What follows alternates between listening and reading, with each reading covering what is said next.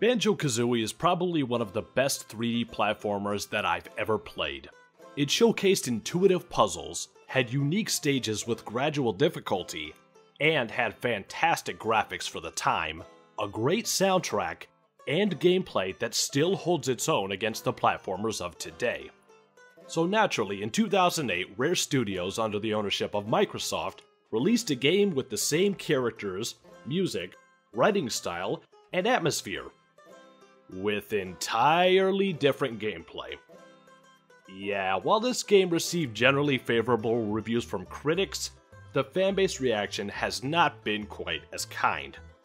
But that was 6 years ago, and...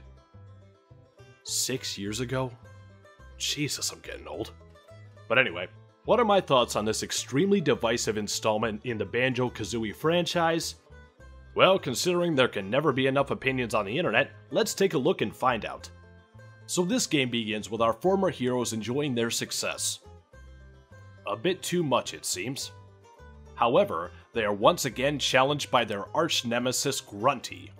But, before they can fight, they are interrupted by the Lord of Games, who tells them that gamers nowadays don't care about collecting items, and then he teleports them to a gaming hub named Showdown Town.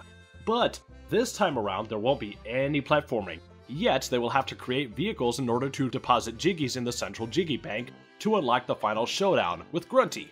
Oh, and Kazooie doesn't need any of her powers because she has a magic wrench that can repair vehicles and drag items towards the duo. If you think I sounded like a crazy person right there, it's only because I did. If you think that I made any of that up just now, you are incorrect. So, can Banjo and Kazooie brave this new situation and come out on top once again? Well, if they don't descend into madness as a result of recent events, I think they'll be okay. So yes, this game is not a platformer. As you progress through these levels and collect more Jiggies and musical notes, you will be able to purchase and collect spare parts. These parts can be used to create various vehicles. What kind of vehicles? Well, honestly, the biggest limit is your own imagination. You can create vehicles for racing, flying, hovering, swimming, or literally all of these things at the same time. As you unlock more Jiggies, you will open up new chapters across 5 levels. Each chapter unlocks new challenges, which require the player to either use a stock vehicle or create a vehicle of their own. These challenges range from moving an item from one end of the map to another, to playing a friendly game of dominoes. There are a total of 131 Jiggies to collect, but you will only need 75 in order to unlock the final showdown with Gruntilda. There is also an online multiplayer in which you can take your custom vehicles and compete against other players, but let's face it, pretty much nobody plays this game online anymore. So let's get to the reviewing, shall we? First off, let me just say that this game is gorgeous. The dev team went all out to ensure that the players could appreciate the beauty which could be created by the Xbox 360.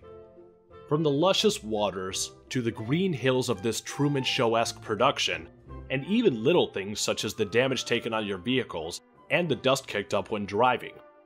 Heck, even the character models look very distinctive, although some of them sure have changed over the years.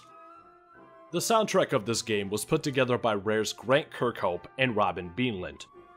In other words, the guys who composed the soundtracks for Donkey Kong Country, GoldenEye, Banjo-Kazooie, Banjo-Tooie, Perfect Dark, and Viva Pinata.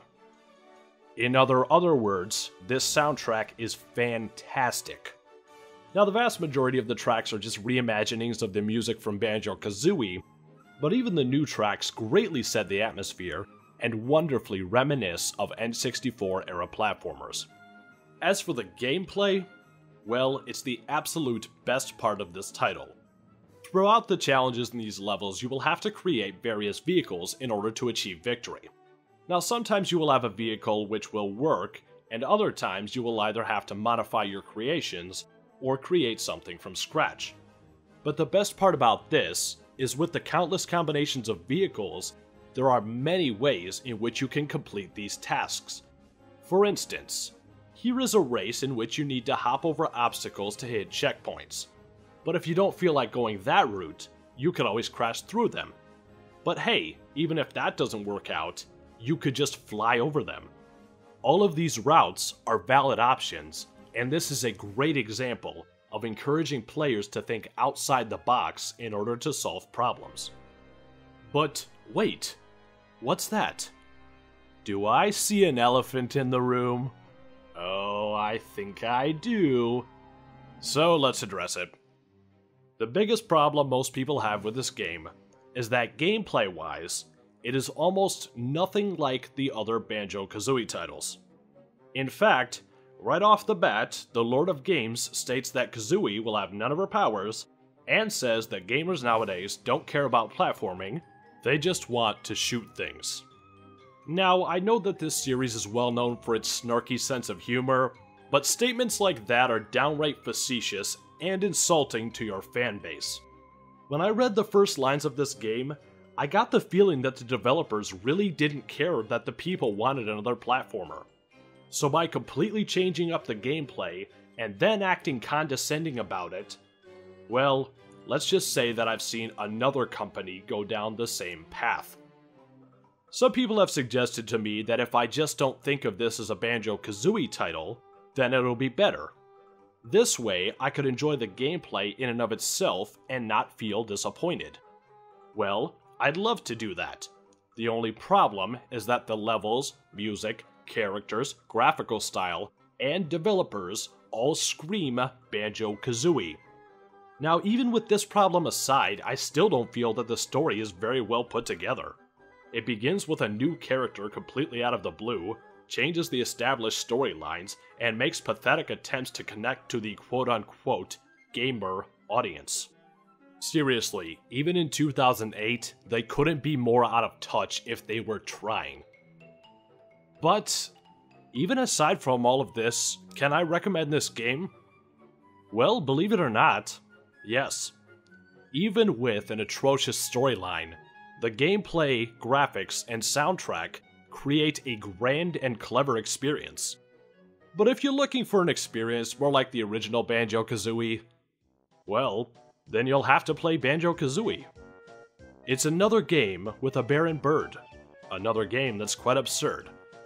But it's a grand experience from the platformer's prime. So this has been E-Dog, and I'll see you next time. Orange.